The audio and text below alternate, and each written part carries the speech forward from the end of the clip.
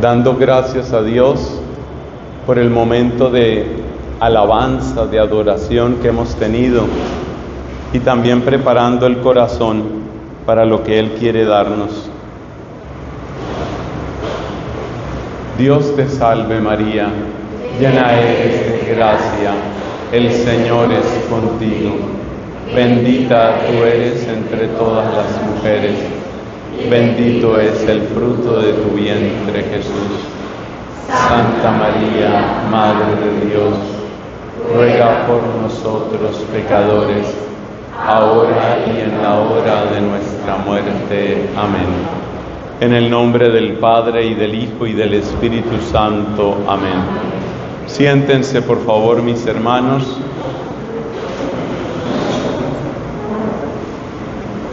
Hay una frase que me impacta mucho de aquel escrito, aquella carta apostólica del Papa San Pablo VI.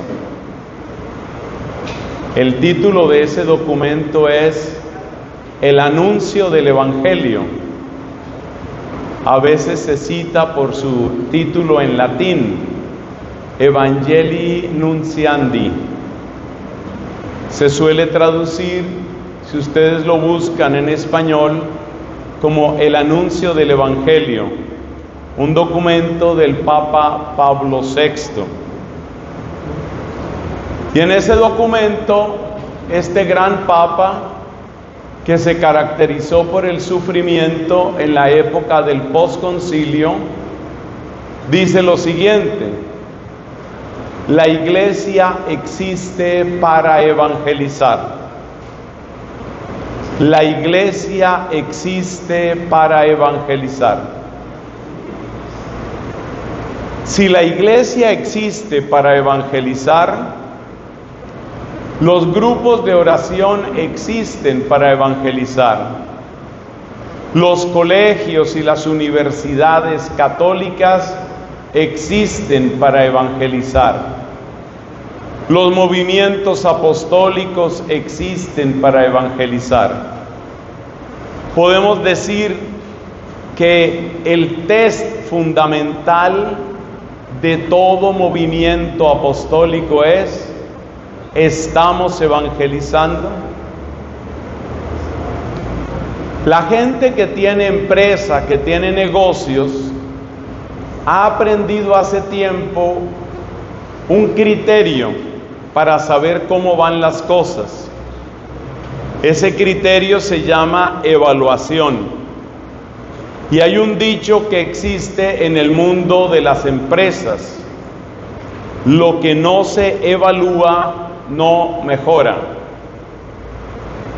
Para crecer una empresa tiene que evaluar. Por eso son tan importantes los balances, los cuadros contables. ¿Cómo estamos hoy con respecto a hace un año?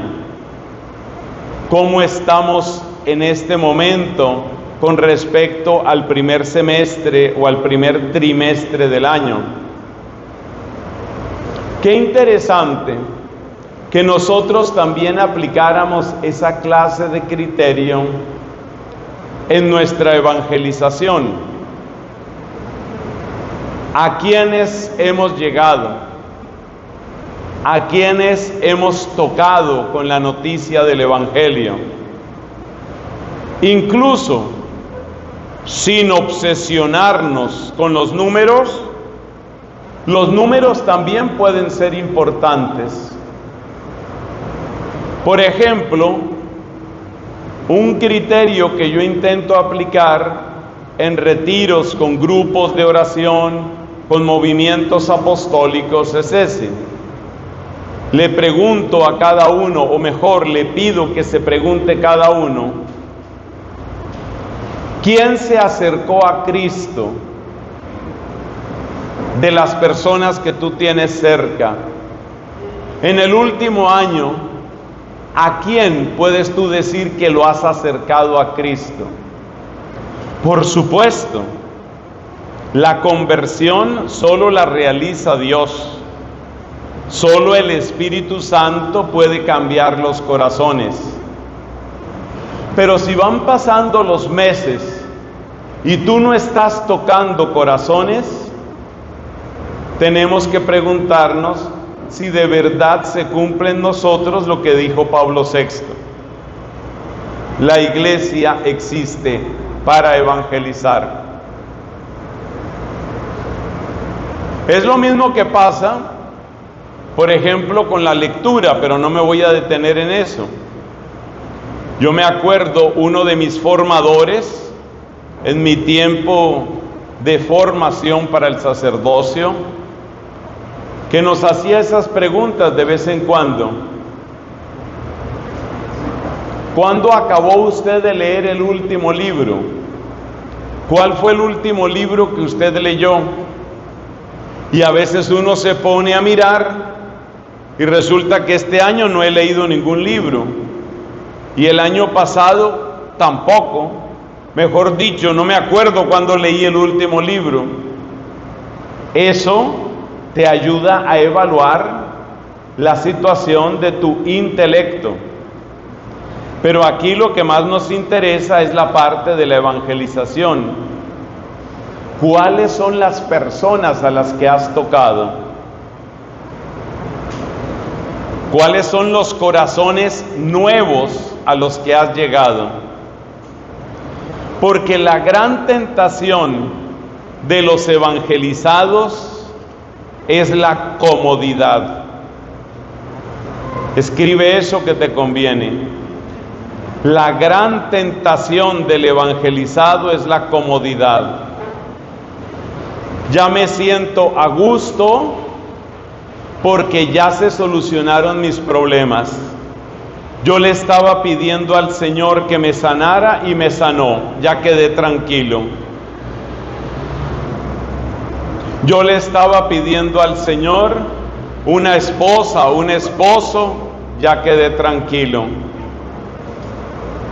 Yo le estaba pidiendo al Señor salir de esa crisis que tenía mi empresa, ya salimos, ya quedé tranquilo. Podemos decir, mis hermanos, que un auténtico cristiano es un hombre, es una mujer intranquila. Vamos a pedirle al Señor la santa intranquilidad, la santa insatisfacción, porque sentirnos satisfechos no viene del Espíritu Santo. Me impacta mucho que en un documento que sacó el Papa San Juan Pablo II, que habla sobre la misión, eso fue a finales del siglo XX, como 1997, 98. El documento se llama Redemptoris Missio. Y dice el Papa, la misión de Cristo Redentor está en sus comienzos. Esa es la actitud de los santos. Apenas estamos empezando. En el capítulo 4 del Evangelio según San Juan, encontramos que Cristo, es el pasaje de la samaritana, después de que sucede toda la conversación con la samaritana y aquella mujer se va a decirle a los demás, he encontrado a alguien que me ha dicho todo lo que yo he hecho. Después de ese diálogo con esa mujer, lo que sigue es que Cristo les dice a los apóstoles, ¿no dicen ustedes que faltan tantos meses para la cosecha?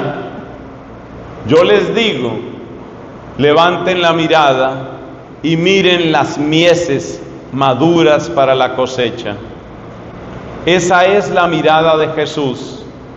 Hay mucho por cosechar, hay mucho por trabajar, hay muchos corazones que no han recibido la buena nueva.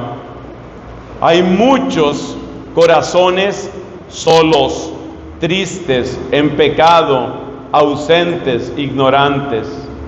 Y el gran peligro nuestro es la comodidad. Porque ya mis problemas fundamentales se solucionaron, porque ya estoy a gusto con mi familia, estoy a gusto con mis amigos.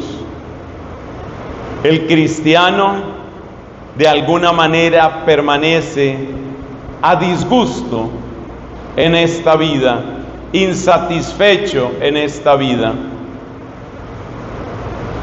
Uno de los evangelizadores más importantes, con un impacto que trasciende los siglos, fue el fundador de mi comunidad, Santo Domingo de Guzmán. Santo Domingo fundó la Orden Dominicana, mi comunidad, que le da nombre a este querido país. Fundó la Orden Dominicana en diciembre de 1216. Casi me equivoqué como por 800 años. Él fundó la Orden Dominicana en diciembre de 1216. Murió menos de 5 años después. Murió en agosto de 1221. Y en menos de 5 años, la Orden Dominicana tenía conventos en Italia, Francia, España, Polonia y otros lugares. En menos de 5 años. Eso es impresionante, pero hay algo que impresiona más. Santo Domingo les decía a sus frailes: organicemos lo fundamental, lo básico de la orden, y nos vamos donde los cumanos. ¿Quiénes eran los cumanos? Tribus paganas que en esa época habitaban lo que hoy es Hungría. Este hombre, que había logrado algo tan impresionante como fundar una orden en menos de 5 años, una orden que ya estaba en varios países y que estaba captando vocaciones santas, convencidas, gigantes del tamaño de un San Alberto Magno, de un Santo Tomás de Aquino, que pronto llegaría a la comunidad. Este hombre era insaciable, insatisfecho, estaba a disgusto. Cuando uno está a gusto, uno está cómodo. El cristiano tiene que estar a disgusto, que significa como cuando usted está sentado en un asiento que no le queda bien y usted tiene que moverse y acomodarse y de pronto levantarse. Nosotros hemos de tener la cualidad del disgusto, de la insatisfacción, ser insaciables, mirar más allá. Un superior mundial de mi comunidad escribió un documentico que se llama ¿Dónde están mis cumanos? Porque Santo Domingo estaba siempre mirando más allá. ¿Qué nos hace falta? ¿Qué nos hace falta? Y por eso él estaba mirando, buscando los cumanos. ¿Cuáles son tus cumanos? Yo conocí en Irlanda un sacerdote al que muchos tienen por santo. Yo estaría de acuerdo con esa opinión. Este buen hombre era el padre Joseph Moran. Todo el mundo le decía Joe Moran. Era un sacerdote de cerca de 80 y tantos años. Un hombre recto, ejemplar, piadoso, enamorado de Dios y de la Virgen. Tuve la alegría de confesarme con él varias veces. Excelente confesor. Sobre todo porque en aquella época el triste nivel de inglés que yo tenía hacía doblemente difícil confesarme. Pero él era un hombre paciente y él mismo me ayudaba a expresar en ese idioma mis pecados. Pero lo que les quiero contar de Joe Moran es que una vez llegaba yo de alguna actividad pastoral y me encontré con él, que también llegaba relativamente tarde al convento. Siendo un hombre mayor, ya les digo, de cerca de 80 años, pues me impactó eso, que llegara a esa hora y que llegara pues solo. Nos pusimos a conversar y él mismo me contó de dónde venía. Yo no le hubiera preguntado, me hubiera parecido imprudente, pero él me contó de dónde venía. Me dijo: vengo del circo. Lo primero que yo pensé es, bueno, debe haber alguna función nocturna y él, como todo ser humano, también busca un momento de relax. Pero ¿sabes qué quería decir él con vengo del circo? Cada vez que llegaba a un circo a Dublín, él iba allá con su vestidito de sacerdote y decía: buenos días, buenas tardes, soy sacerdote católico, me llamo Joe Moran. Yo supongo que en esta comitiva no solo vienen leones y elefantes, aquí vienen católicos. Y yo vengo a ofrecerme, porque quizás algunos de ustedes no tienen casi oportunidad de confesarse. Yo vengo aquí a decirles que soy sacerdote y que es posible que algunos se confiesen. Y luego él me decía que con esa estrategia pastoral había confesado a varias fieras.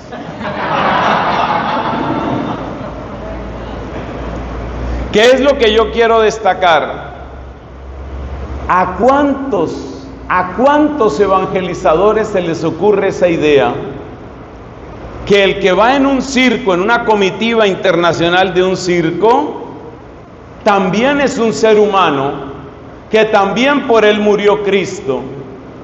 Y entonces me contó, porque vio que yo le ponía atención, me contó que a lo largo de los años en que él se había ofrecido para evangelizar a la gente del circo, él evangelizaba malabaristas, él evangelizaba magos, él evangelizaba maestros de ceremonia, él evangelizaba domadores. Me decía: a lo largo de estos años he podido celebrar 3 matrimonios de circos. Ese es un santo. El santo es el que mira lo que otros no han visto, porque no está contento con lo que tiene. Es un gran peligro estar contentos. Jesús no dijo: bienaventurados los contentos. Dijo: bienaventurados los que lloran. No dijo: bienaventurados los que están saciados. No. Dijo: bienaventurados los que tienen hambre. Bueno, ahí termina la introducción de esta enseñanza. Necesitamos pedirle al Espíritu Santo el sello propio del Papa Pablo VI. Y ese sello, el sello de Pablo VI, significa insaciable. Que tu corazón, hermana querida, hermano querido, que tu corazón sea como de cera blandita, y que el poder del Espíritu Santo te ponga un sello, y el sello dice: insaciable. Le decían a Santo Domingo de Guzmán: mira, va prosperando el convento de Bolonia, tenemos convento en Palencia, Tenemos convento en París. Ya llegó Jacinto, Fray Jacinto. Ya llegó a Polonia. Imagínate las distancias de esa época. Ya llegó Jacinto a Polonia, ya tenemos noticia de él. Santo Domingo sonreía ligeramente y decía, bien, bien, bien. Terminemos de organizar esto y nos vamos. Pero es que el primero que tiene prisa no es otro, mis hermanos, sino Jesucristo. Acuérdate que después de la gran tarde y noche de milagros en Cafarnaún, después de esa tremenda noche de milagros que se cuenta al comienzo del Evangelio de Marcos, todos se fueron a acostar rendidos. Pero Cristo se levantó temprano. Temprano se levantó, de manera que cuando Pedro iba abriendo el ojo, ¿y dónde está? Que se hizo el maestro. Y tuvo que salir a buscarlo. Y lo encontró por allá, en un lugar tranquilo y apartado, en un lugar despoblado, estaba Cristo haciendo oración. Y Pedro, que había visto la tremenda sesión de milagros del día anterior, le dice a Cristo, todo el mundo te busca. Respuesta de Cristo, vámonos. Tengo que ir a otras poblaciones. Tengo que anunciar el Evangelio, para eso he venido. Si usted quiere saber de la madurez en la fe de una persona, hay 3 preguntas que le voy a pedir que escriban los que están escribiendo. Los demás sé que tienen una memoria impresionante. Escriban estas 3 preguntas.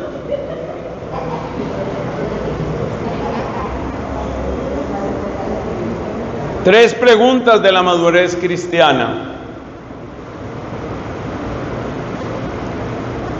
La primera pregunta es, ¿cómo está la adoración? ¿Cómo está la adoración en tu vida? En tu vida personal, porque en el grupo todos somos piadosos. En el grupo todos cantamos, en el grupo todos hablamos en lenguas, en el grupo todos somos santos. Yo ahorita estaba orando, claro, y también los miraba a ustedes, y yo decía, aleluya, Señor, me has traído un grupo de santos. Pero la pregunta que hay que hacer es, ¿cómo está la adoración en tu vida? Porque la adoración es la expresión del amor gratuito a Dios. Más allá de cualquier petición o de cualquier otro modo de orar, la adoración es un acto sublime de entrega y de amor al Señor. ¿Cómo está la adoración? Primera pregunta. Segunda pregunta, importantísima. ¿Cómo está el arrepentimiento? Todos los santos que conocemos practicaban el autoexamen, revisaban su conciencia. Ya que hoy estoy mencionando tanto a mi fundador, les recuerdo que Santo Domingo tuvo épocas en su vida, siendo un hombre de una inocencia como la de un niño, se confesaba 2 y 3 veces en una semana, con una gran conciencia de su pecado, con una gran conciencia de su limitación. ¿Cómo está el arrepentimiento? ¿Cómo está tu dolor por el pecado? Esa está mejor dicha. La primera es cómo está tu adoración. La segunda, cómo está tu dolor por el pecado. El dolor por el pecado, tanto el pecado propio como el pecado del mundo, es propio de los santos. El que tiene poco amor se duele poco. El que tiene gran amor le duele que Dios sea ofendido, que Dios sea ignorado, que los derechos de Dios sean pisoteados. Y la tercera pregunta para la madurez es: ¿cómo está tu celo por la evangelización? 3 preguntas para detectar la madurez cristiana. ¿Cómo está tu adoración? ¿Cómo está tu dolor por el pecado? ¿Cómo está tu celo por la evangelización? Tu deseo de llevar la buena noticia a otros. Fíjate lo que nos decía San Pablo en la primera lectura de la misa de ayer, Romanos 15. He tomado, dice él, he tomado como asunto de honor predicar donde nadie ha predicado. Es decir, llegar a otros, siempre a otros. Discípulo de San Pablo era el amado sacerdote Joe Moran, que decía: a nadie se le ha ocurrido la gente del circo, donde todo el mundo solo ve entretenimiento. Joe Moran decía: ¿cómo estarán esas almas? Que tal chica es contorsionista, que el otro es un malabarista, que el otro alza pesas. Nada de eso importa demasiado frente a la eternidad.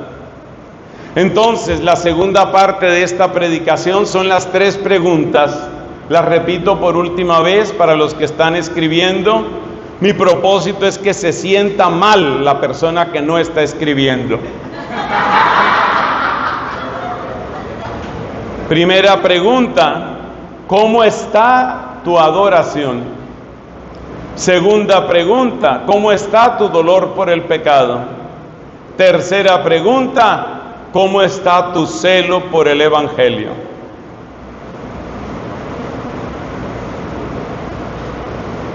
Para lo que sigue, nos vamos a concentrar en la evangelización que llamamos activa o explícita.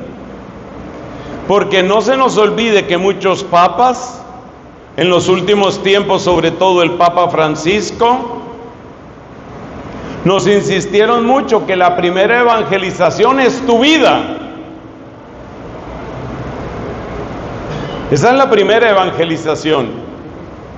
Esa la llamamos evangelización implícita, porque aunque tú no estás pronunciando expresamente el nombre de Jesús, tu manera de vivir está anunciando a Jesucristo.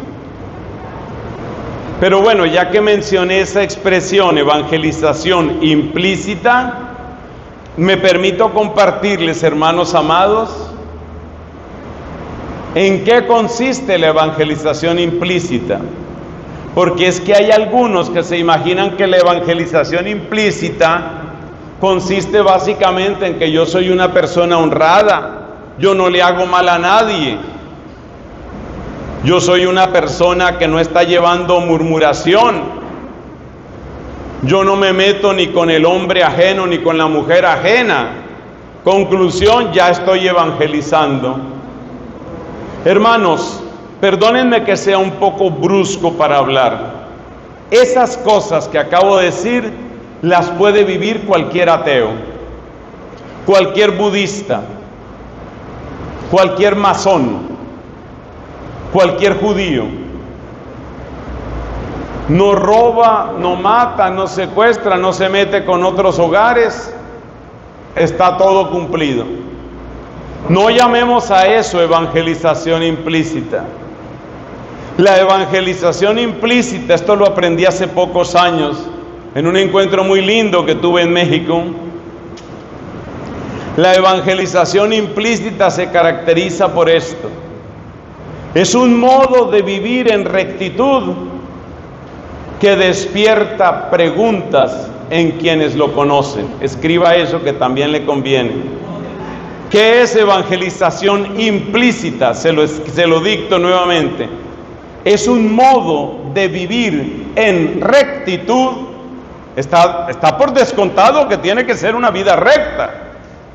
Si tú estás viviendo mal, si eres un tramposo, si eres un mentiroso, si eres un lujurioso, ya ahí perdimos el partido. Es un modo de vivir en rectitud que despierta preguntas en los que lo conocen. Eso es lo característico. Esto que me sucedió en México fue muy bonito. Estábamos en un encuentro de sacerdotes. Y en ese momento, este principio que les acabo de decir, lo aplicábamos a los sacerdotes. El sacerdote, decíamos, tiene que ser un hombre inexplicable. Me parece tan hermoso eso. El sacerdote tiene que ser un hombre inexplicable. ¿Qué quiere decir esa frase? Que si tú eres sacerdote, pero desde tu posición de sacerdote estás reuniendo dinero en todas partes, o estás buscando poder en todas partes, o estás aprovechando tu posición de autoridad para manipular a otras personas o incluso para seducir gente y abusar de ella, cosa que por supuesto es absolutamente incorrecta.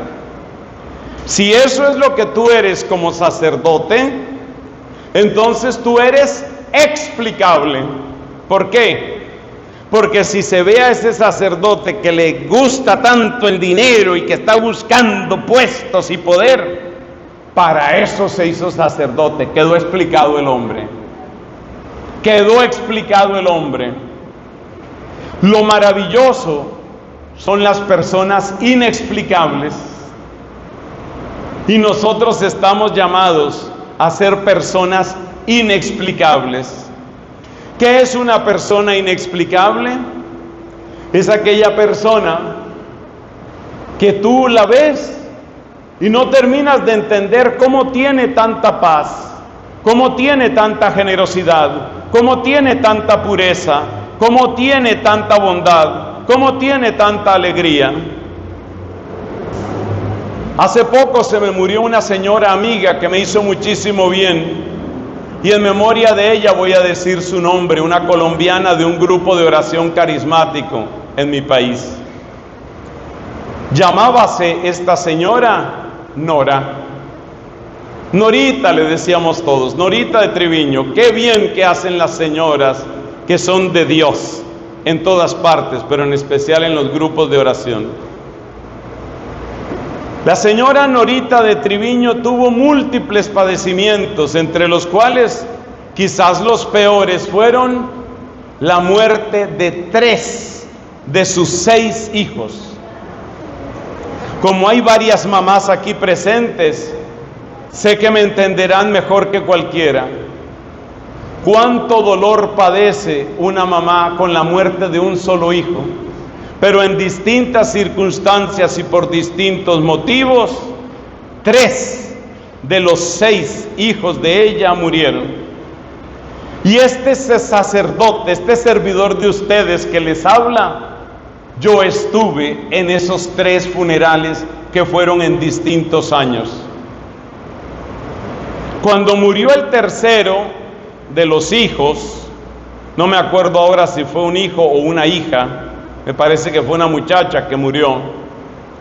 Cuando murió el tercero, la tercera sería, pues yo fui de nuevo a celebrar ese funeral, esas exequias. Yo mismo me sentía profundamente turbado de eso que tú no entiendes. ¿Cómo le puede pasar esto otra vez a la misma mujer? En primera fila estaba ella, junto con su esposo y alguien más de la familia. El ataúd, la iglesia repleta. Estamos en el funeral. Me correspondía, que no es nada fácil, hacer la homilía.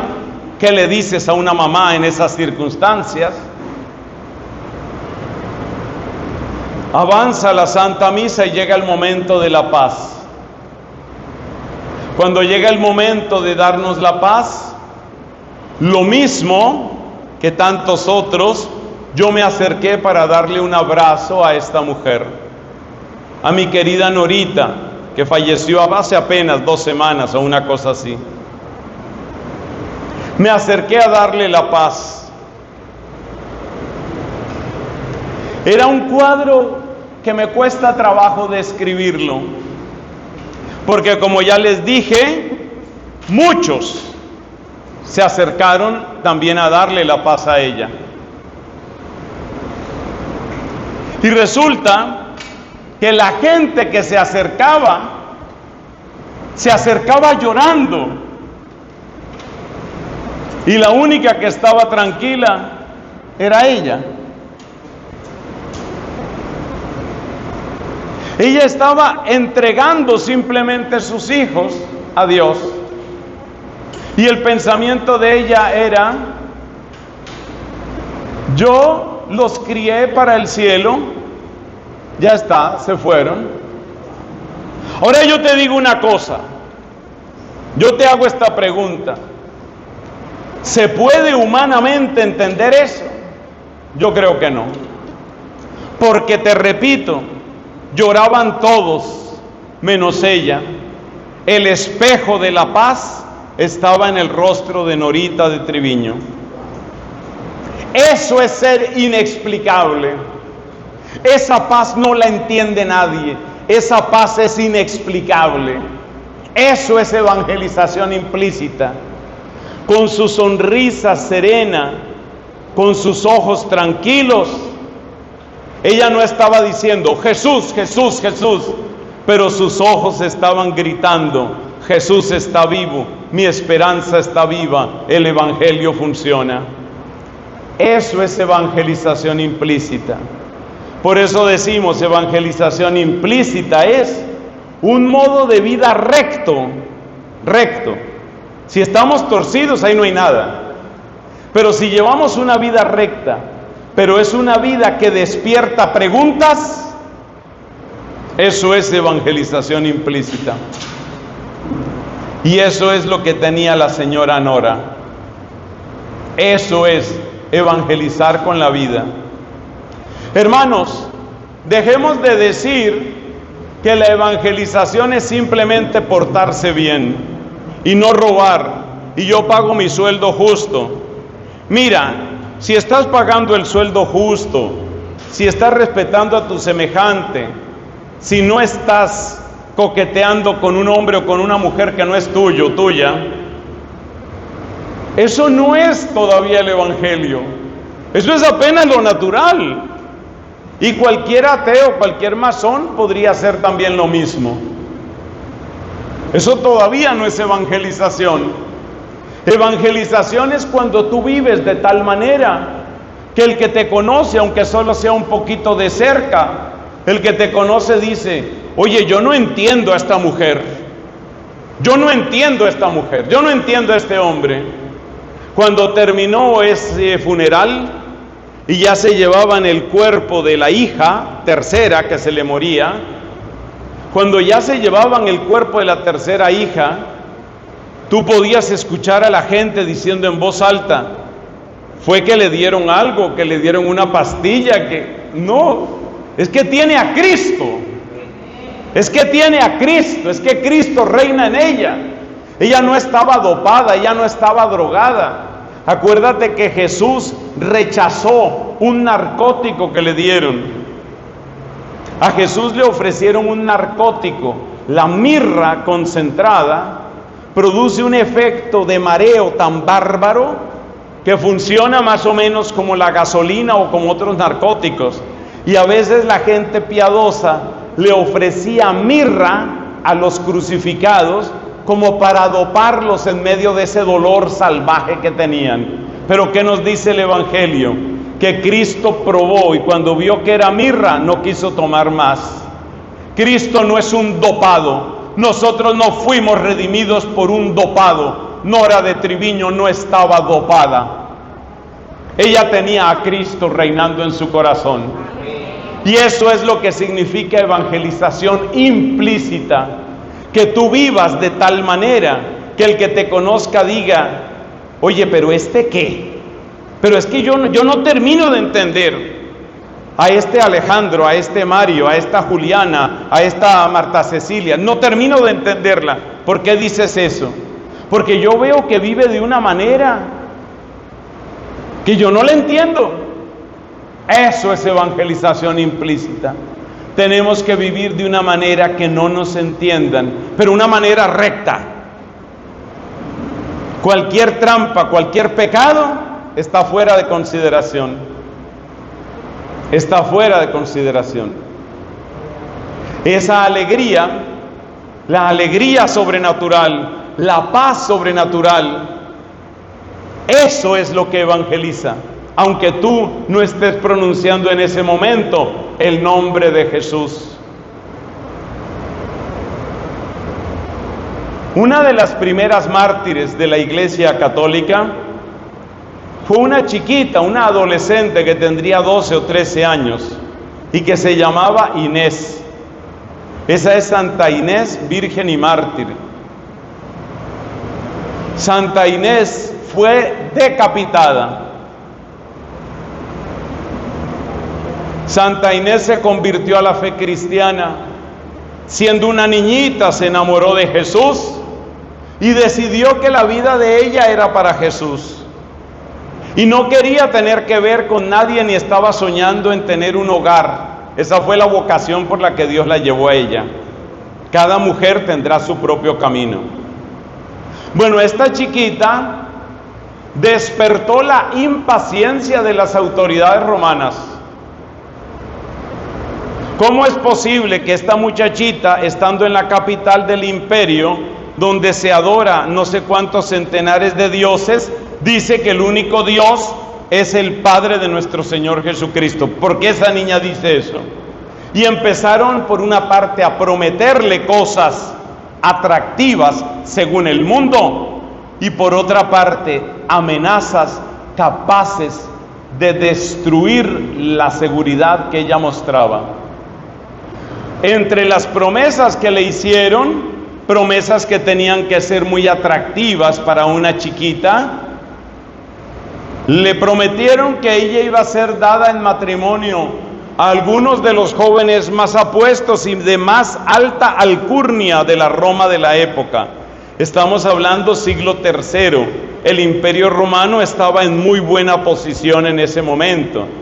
La gran decadencia del Imperio Romano de Occidente vino, como sabemos, en el siglo V. Ella vivió en el siglo III. Roma estaba muy bien posicionada. Entonces le dijeron: mira, fulano de tal, de la familia no sé qué, y el otro quieren casarse contigo. Y ella dijo: yo no voy a deshonrar a mi esposo. Ella se creía, ya se consideraba de Cristo, esposa de Cristo a esos años. Entonces empezaron a amenazarla y le dijeron: mira, es que te vamos a cortar la cabeza.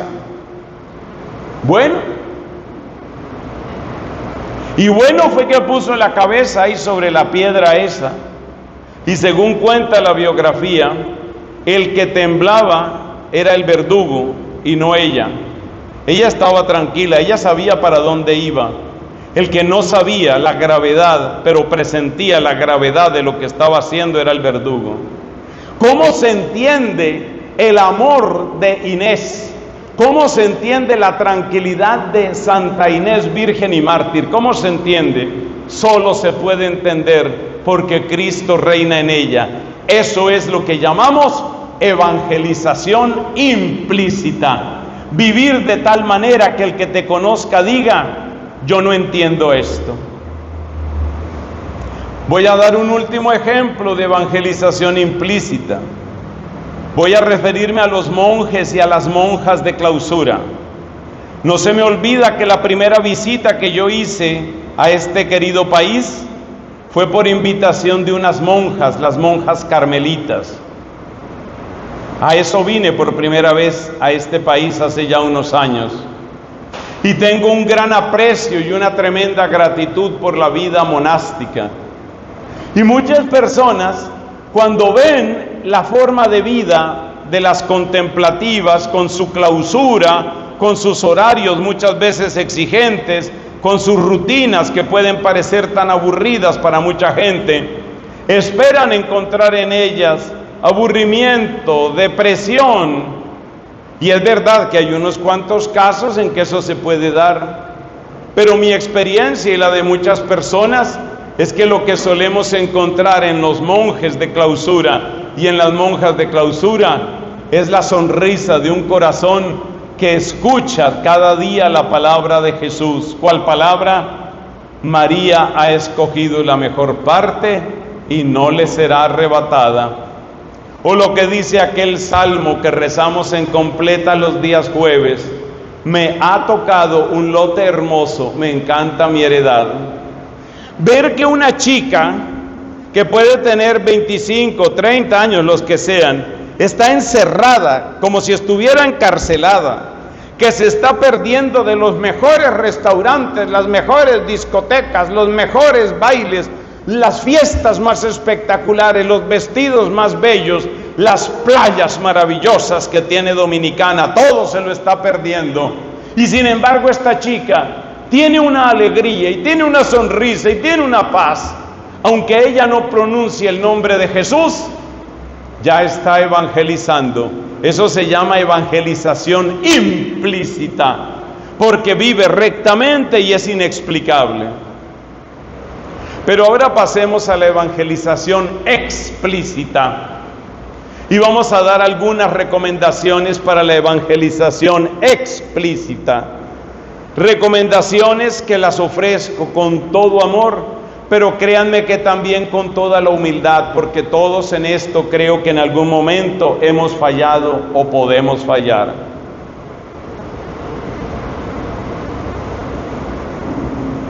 Evangelización explícita es un poco lo que en este momento yo he sido invitado aquí para darles a ustedes.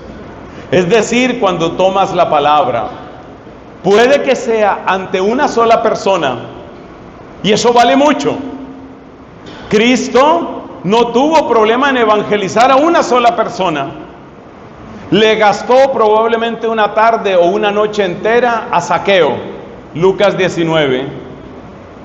Gastó una parte importante de su día a la samaritana, y en condiciones que no eran amables.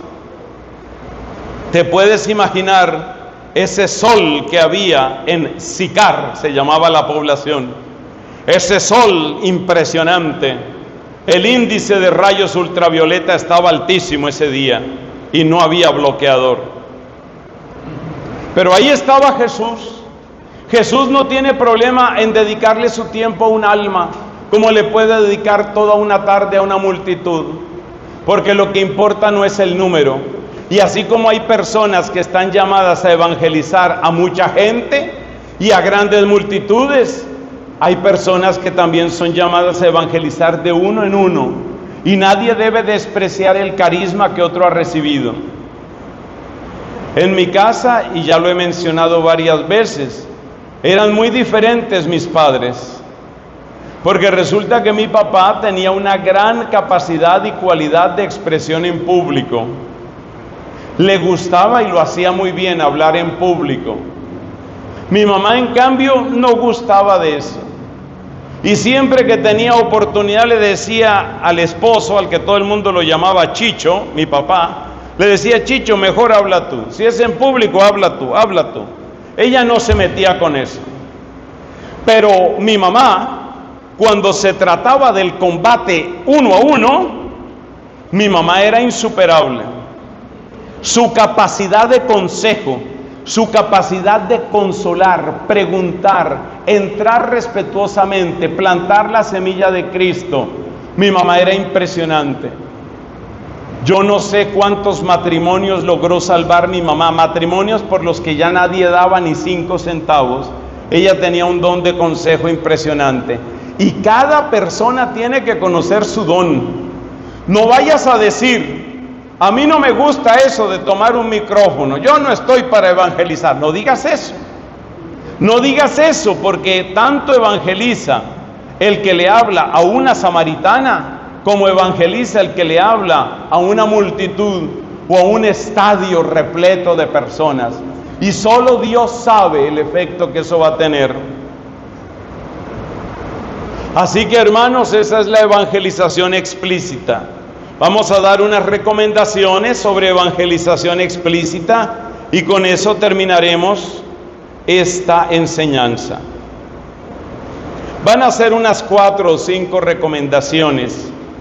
Aquí les hablo, hermanos, les hablo simplemente como uno más, porque yo sé que muchos de ustedes saben de esto, han predicado mucho, han estado en retiros, han predicado en retiros. Soy simplemente un compañero en el arado, un compañero en la misión. Recomendaciones. Primera,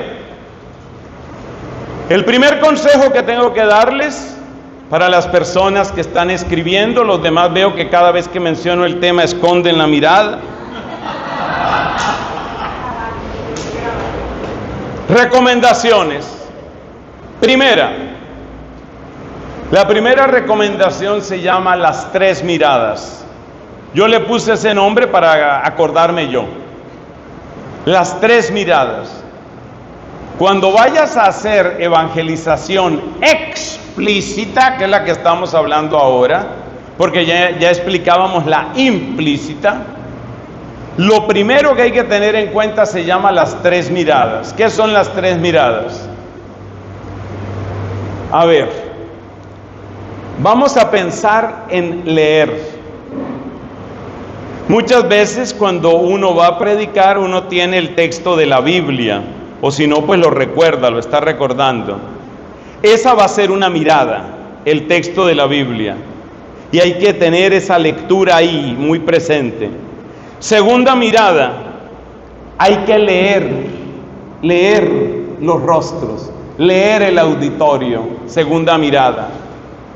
Tercera mirada, tienes que conservar la lectura de tu propio corazón, de tu propia historia, porque lo que no tenga impacto en ti, no va a tener impacto en los demás. Hay un hermano mío de comunidad, que para gloria de Dios lo hicieron obispo, él actualmente es arzobispo allá en mi país. Este compañero mío tiene unas frases muy buenas, y él como obispo tiene esta frase. Él dice: la gente nota cuando tú no estás predicando, sino que estás recitando. Como el niño que le dijeron: a ver, apréndase la historia de Dominicana. A ver, repita. Y el niño empieza: la República Dominicana nació. Está recitando. Es necesario que tu corazón esté a la vista de tus propios ojos, porque lo que te ha hecho llorar a ti, lo que te ha conmovido a ti, lo que te ha sacudido a ti, muy posiblemente va a tocar también otros corazones. Existe la posibilidad, no es una ley segura, es una posibilidad, pero si hay algo que tengo que decirte: lo que no ha tenido impacto en ti es casi imposible que tenga impacto en otros, porque como dice mi hermano obispo, sale recitado, no sale predicado. Entonces hay que tener las 3 lecturas. Tienes que tener la Biblia, tienes que tener la cara de la gente y tienes que tener tu propio corazón. 3 miradas, tienes que estar ahí atento, las 3 miradas. Si tú estás atento a esas 3 miradas, la palabra va saliendo como un tejido vivo. Es un tejido vivo que está tomando la vitalidad de la palabra, que está tomando el impacto que produjo en ti y que está tejiendo algo en el corazón de tus oyentes. Esa es la primera recomendación, se llama las 3 miradas. Esto es bíblico, mis hermanos. Observen ustedes cómo el apóstol San Pedro, según el capítulo 3 de Hechos de los Apóstoles, cuando iba junto con San Juan, iban entrando al templo, había un paralítico. ¿Te acuerdas de ese pasaje? ¿Y qué fue lo que le dijo Pedro antes de hacer el milagro? Le dijo: míranos, míranos. ¿Por qué Pedro le dice míranos? Porque en ese cruce de miradas Pedro estaba leyendo. Hay que leer lo que hay en ese corazón y Dios te lo va a conceder. San Pablo también, según se cuenta en el mismo libro de Hechos de los Apóstoles, en otra oportunidad, San Pablo estaba predicando y había un hombre paralítico. Y mira lo que nos dice el libro santo, lo que nos dice la Biblia. Pablo se dio cuenta de que ese hombre tenía fe para ser curado y le dijo: ponte en pie. Lo leyó. Tú tienes que leer a la gente, porque la gente establece un diálogo contigo. Aunque tú seas el único que está hablando, alguien podría decir: ahí no hay diálogo, ahí hay monólogo, porque solo está hablando uno. No es cierto. Hay un diálogo, que es un diálogo de miradas, un diálogo de corazones, un diálogo de actitudes. Y no siempre es que la actitud sea favorable. No siempre. Es posible que la actitud sea de desprecio. Es posible que la actitud sea de indiferencia. Es posible que la actitud sea de sueño. Lo entiendo perfectamente. Yo también me he dormido en algunas predicaciones, así que tengo que ser misericordioso. Es posible que la actitud sea de sueño. Pero aunque haya una actitud de sueño, eso también te dice algo. Y eso también tiene un impacto.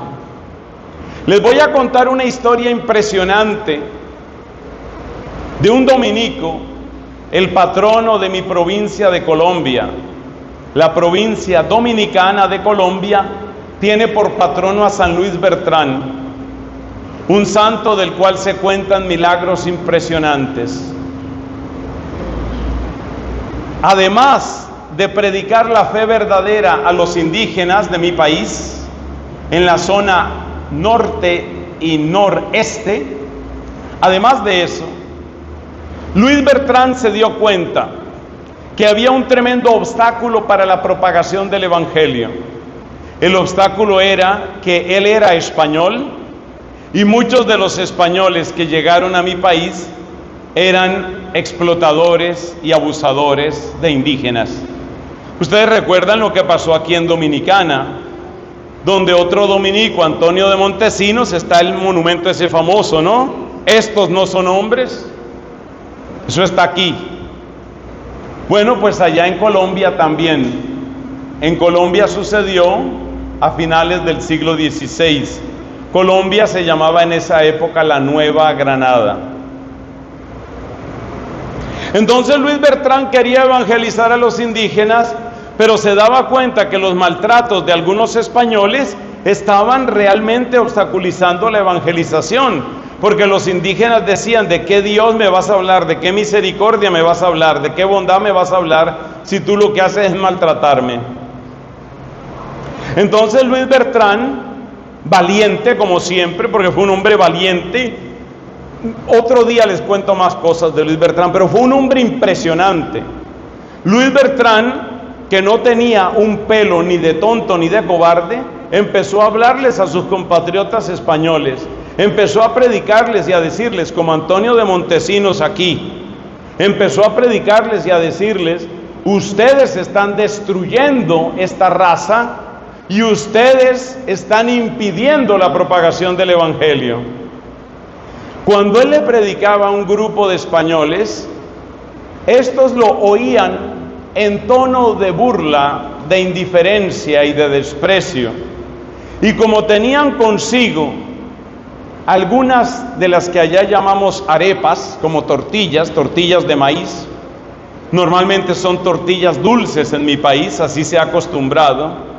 Como tenían esas tortillas dulces, pues este padre predicando, y ellos dijeron: pues nosotros seguimos aquí comiendo. Fíjate el grado de desprecio. Y uno por ahí empezó a meterle muela, como decimos, a morder las arepas, como quien dice: que el loco ese siga hablando allá, nosotros vamos a comer. Y les dice San Luis Bertrán: les voy a mostrar qué están comiendo ustedes. Y el próximo que le metió un mordisco a esa arepa, salió sangre de la arepa. Ese milagro sirvió para conversión. Luis Bertrán no era una máquina que estaba hablando como si fuera un parlante. Él era un evangelizador y él estaba leyendo la Biblia, leyendo el auditorio y leyendo su propio corazón. Eso se llama las tres miradas. y todo evangelizador debe practicarlo.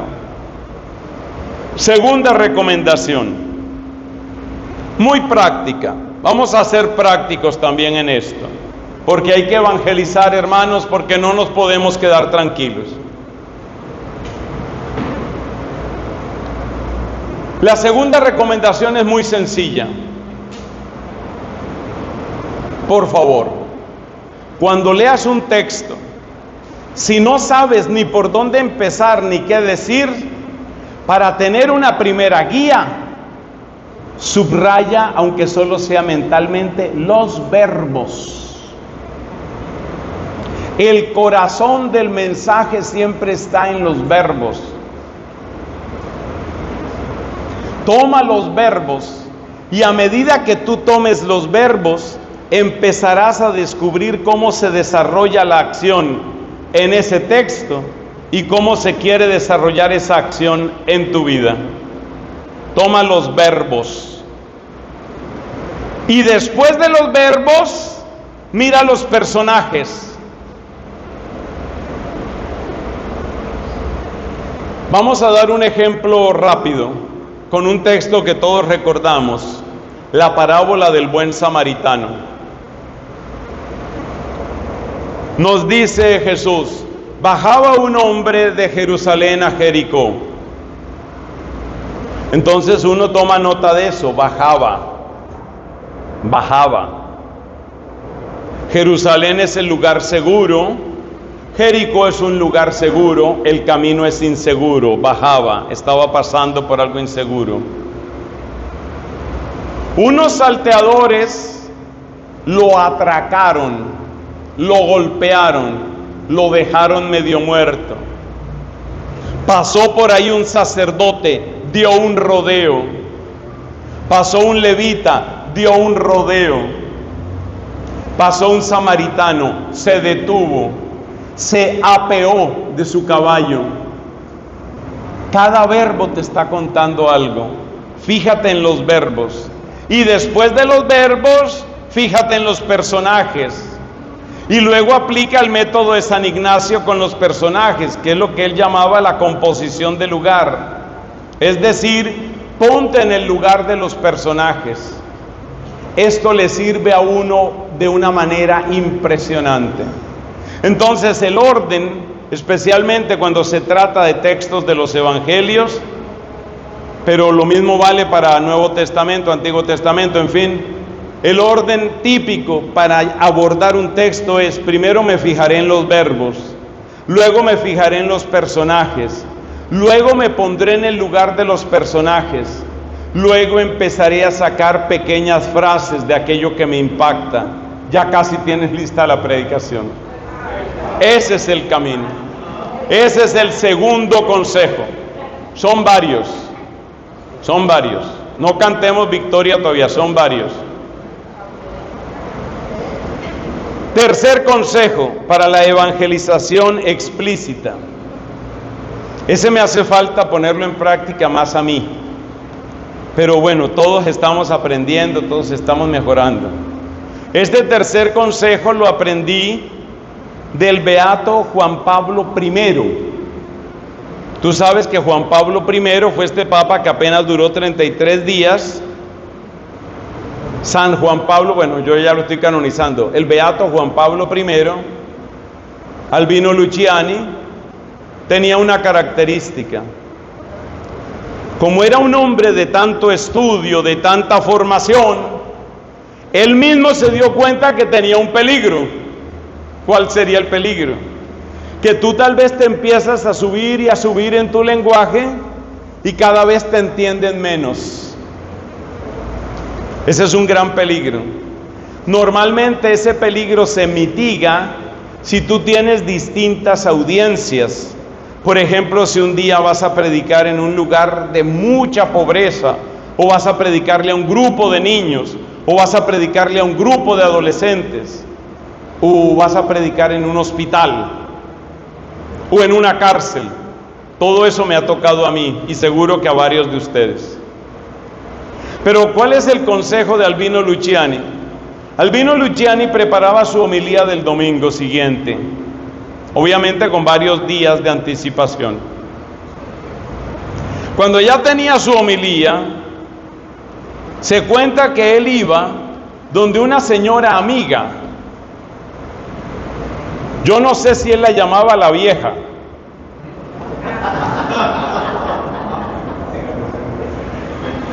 Pero en todo caso iba, yo voy a decir aquí, iba donde la vieja. Y entonces él iba donde esta viejita, por allá una abuelita, mayor que él, y él no era joven. Iba allá, la visitaba, se conocían de tiempo atrás, eran muy amigos. Y le decía a esta abuelita, le decía, mira, te voy a leer mi homilía del próximo domingo. Y se la leía, 2, 3 páginas. Él no predicaba tan largo tampoco. Los de predicar largo somos Fray Nelson y otro por ahí. Entonces él leía su homilía. A ver, viejita, escúchame. Y le decía la homilía, le leía la homilía. Y le decía a la señora esta, no te entendí nada. No, pero ¿cómo va a ser? Que no se te entiende nada, Albino, no se te entiende nada. Y este hombre entonces empezaba a mejorar su predicación. Porque predicar para que no me entiendan no tiene sentido. Entonces él se acostumbró a que la predicación es un puente, y el puente solo tiene sentido si conecta 2 orillas. No existe un puente de una sola orilla. Entonces la tercera recomendación se llama Albino Luciani, se escribe Luciani o Luciani, dicen otros. Albino Luciani, ¿qué es? Quiere decir que tú ponte, aunque solo sea mentalmente, ponte en el lugar de a quienes les vas a hablar. ¿Cómo le voy a hablar este mensaje a adolescentes? ¿Cómo le voy a hablar este mensaje en un hospital? Por ejemplo, tengo una predicación maravillosa, tercer domingo de Adviento, el domingo Gaudete, el domingo Gozaos. Es un mensaje sobre la alegría. Ya tengo mi homilía lista. ¿Dónde la vas a predicar? La tengo que predicar en el Hospital Central. A ver qué le vas a decir de alegría a esas familias que están muertas de miedo porque tienen su pariente agonizando, porque acaban de recibir la noticia, lo suyo es cáncer, porque alguno tal vez salió del consultorio y el médico le dijo, te quedan 4 meses a lo más. ¿Cómo le vas a predicar la alegría a eso? Entonces, para decirlo con un término más técnico y no quedarnos solo con Albino Luciani, vamos a decirlo de este modo: pon a prueba tu predicación en distintos escenarios. Normalmente, cuando tú empiezas a pensar en distintos escenarios, empiezas a mejorar tu predicación. Empiezas a mejorarla, inmediatamente empiezas a mejorarla. Es maravilloso eso. Entonces, ese es el consejo número ¿qué? 3. Me encanta, la gente está atenta. Este señor, por ejemplo, me cae muy bien. Ahí tiene todos sus apuntes y todo. Por favor, contrátenlo.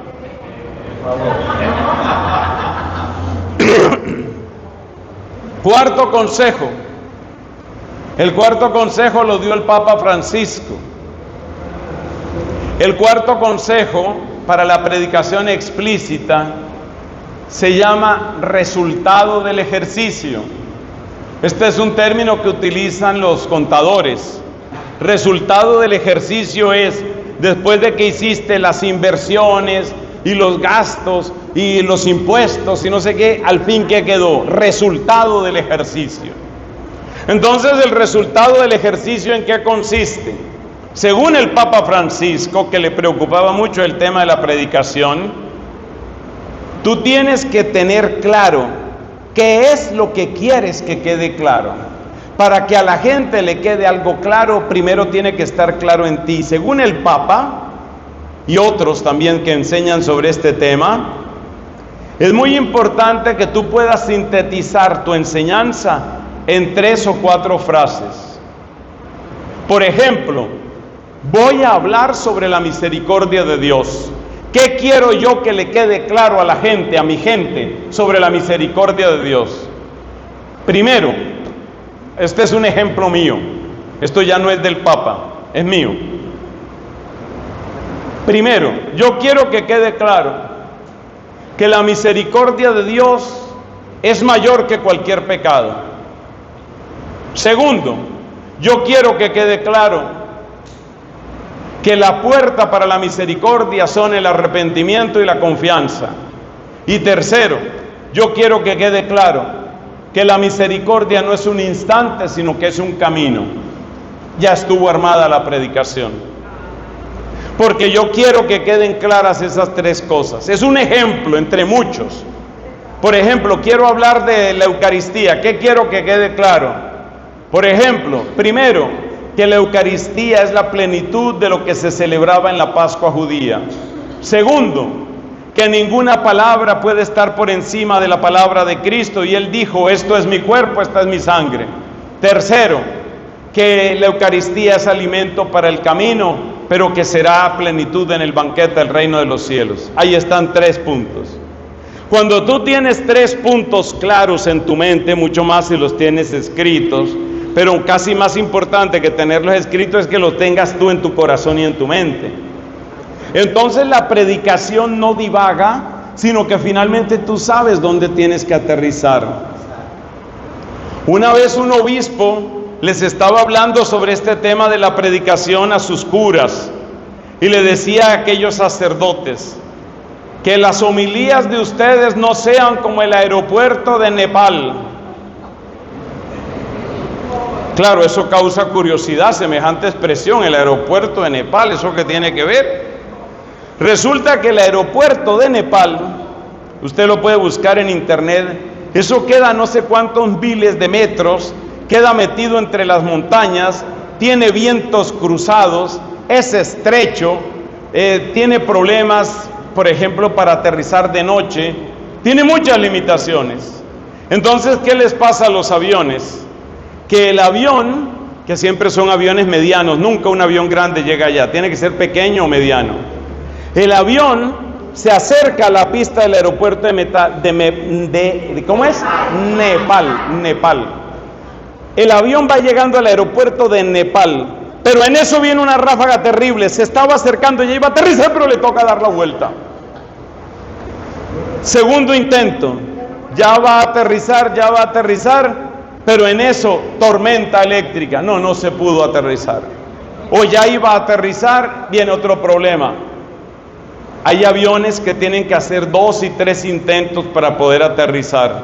Entonces le decía el obispo a los sacerdotes, ustedes no pueden ser como el aeropuerto de Nepal, que ya voy a acabar y otra vez vuelve y empieza. Usted tiene que saber aterrizar. Usted no puede ser el aeropuerto de Nepal. Entonces, cuando usted tiene puntos concretos,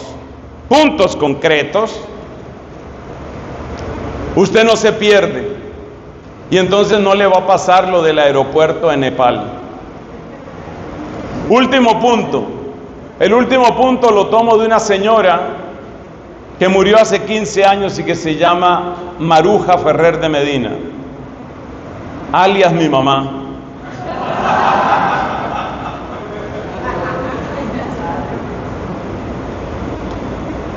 Mi mamá, ama de casa, mujer feliz de ser esposa y madre. Mi mamita, ya les conté que ella evangelizaba, sobre todo ella evangelizaba, yo lo llamo siempre, en el cuerpo a cuerpo. Vamos aquí a evangelizar. Mi mamita tenía clara una cosa: el que hace la obra es Dios. Entonces ella, como mujer, como ama de casa tan linda, mi madre, ella usaba esta expresión: hay muchos corazones que están no sucios, percudidos. Hay corazones percudidos por el pecado. Curtidos, gracias. Hay corazones que están curtidos, y un corazón que está curtido necesita lo mismo que la ropa, que lo metas en remojo. Cuando una ropa está extraordinariamente sucia, que tiene una mancha terrible, que tiene un olor insoportable, a veces toca dejarlo en remojo. Entonces mi mamá, cuando tenía así un caso grave, que voy a tener que hablar, no sé, un caso grave, ustedes sabrán dónde están los casos graves aquí, pero no me digan, por favor, que tengo que hablar con fulanito de tal, con fulanita de tal, que es un caso grave. Mi mamá de días antes decía, lo voy a poner en remojo, la voy a poner en remojo. ¿Qué es poner en remojo? Es ir haciendo oración y oración por esa persona y decirle muchas veces al Señor, solo tú eres dueño de los corazones, solo tú, Señor, solo tú, Señor, solo tú puedes, Señor, solo tú, Señor. A mi madre le encantaba repetir esa expresión, solo tú, Señor. Parecido a lo de San Miguel Arcángel, ¿quién como Dios? Solo tú, Señor, solo tú, Señor. Y esa era mi madre, orando, poniendo en remojo. Cuando tú vayas a tener una predicación, especialmente si es una predicación exigente, por cualquier motivo, porque sabes que es un auditorio que tal vez no está tan dispuesto, porque sabes que hay gente que llega obligada. Hace poco estaba en un retiro espiritual, allá con mis hermanos de la comunidad de familia espiritual, se llama la comunidad allá en Colombia, la comunidad laical que yo acompaño. Y me decía la directora de familia espiritual, que ustedes la conocen, me decía, ten en cuenta que hay varios que vinieron obligados. ¿Por qué vienen obligados? Porque la esposa dice, vamos, pero ¿a qué vamos a ir allá, mi amor? Vamos, pero ¿para qué vamos a ir? No, sí, vamos. Bueno, entonces llegan con esa cara de que aquí estoy obligado. Esa cara de que, a ver, ¿qué va a decir? Diga algo, cualquier cosa, acabe rápido esto.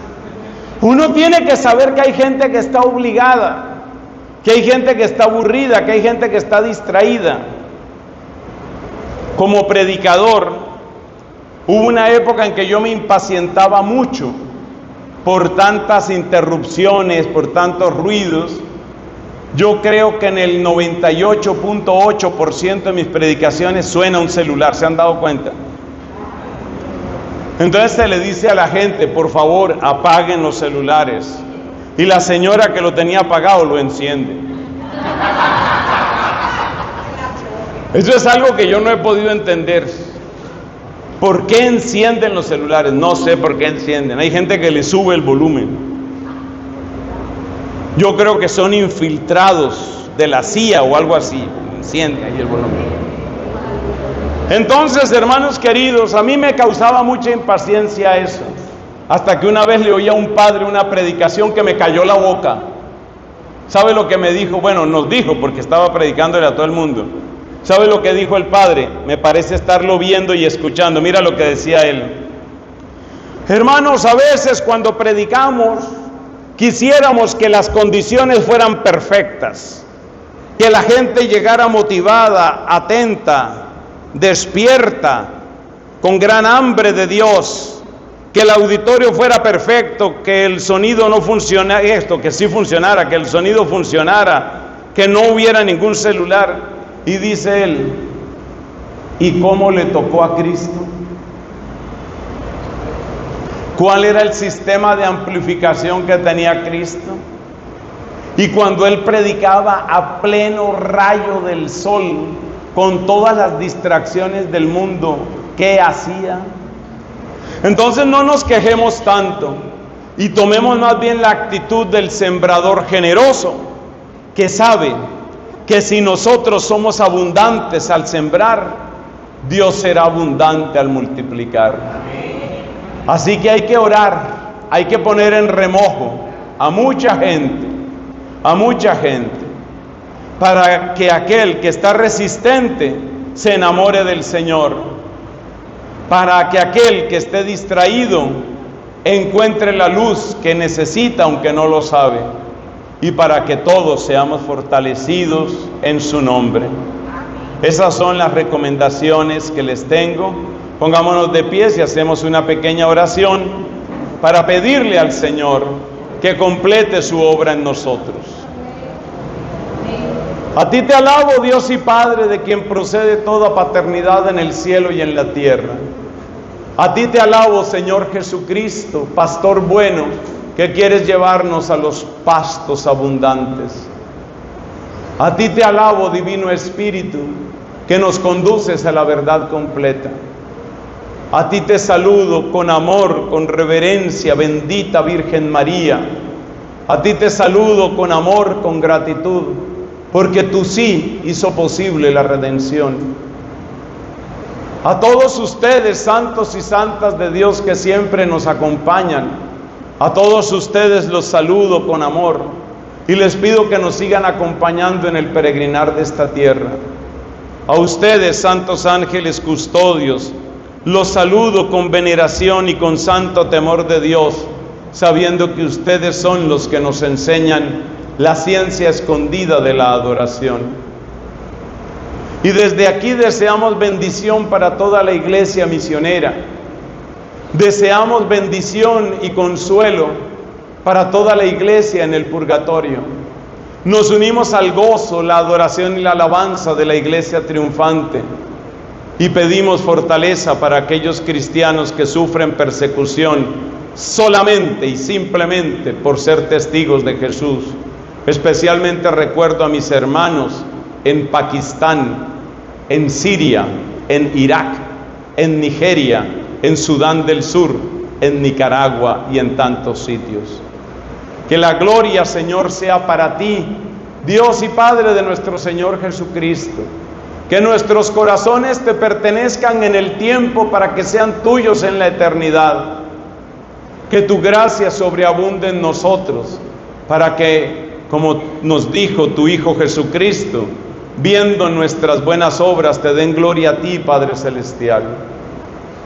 Con el corazón agradecido, reunimos todas nuestras intenciones y toda nuestra gratitud diciendo: gloria al Padre y al Hijo y al Espíritu Santo, como era en el principio, ahora y siempre, por los siglos de los siglos. Amén.